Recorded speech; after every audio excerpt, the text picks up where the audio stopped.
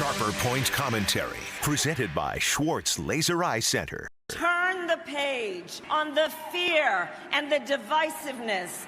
And I'm hereby calling for the death penalty for any migrant that kills an American citizen or a law enforcement officer. Heading into the last week of the 2024 election, what can we expect the candidates to use as their final pitches to voters, their closing arguments? Both Kamala Harris and Donald Trump are in the Phoenix metro area on Halloween.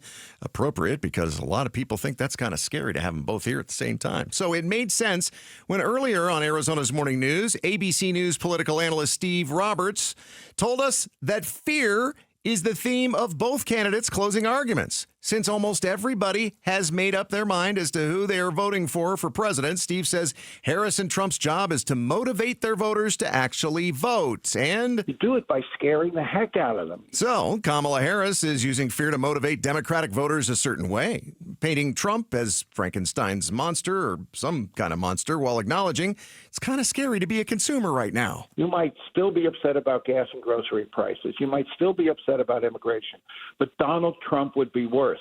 And that's why Harris is talking about Trump unhinged, unstable, unchecked, even using the F word, fascist. Meanwhile, Trump is scaring his voters to turn in their ballot by saying, if Harris wins, the invasion, as he keeps calling it, of immigrants pouring across the border, plus transgender males invading female locker rooms. So now, I know plenty of people who are scared to fill in that arrow on their ballot for either candidate. So the who on our ballot is scary, but so is what's on our ballots. And there are a huge number of what's.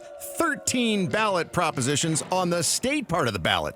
You may also have several local municipality props to answer as well, and good luck figuring them out from the descriptions on the ballot over the weekend.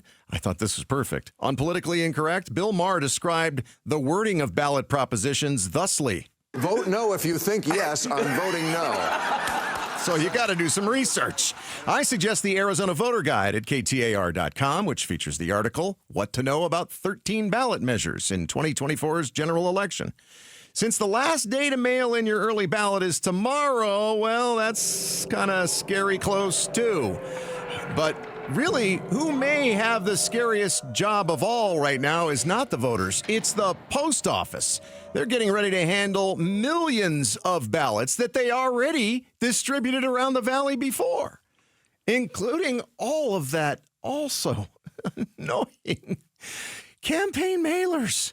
They're coming so fast and furious right now. I ran into a postal carrier outside of a dollar store on Saturday night. He was still delivering the mail at about 10 p.m. And I told the guy, I've heard a little bit about what you guys are going through. And he assured me, hey, we start at 8 a.m. and we're not allowed to quit until 11. So I told him, you need to take a big old fat nap next week. You deserve it. And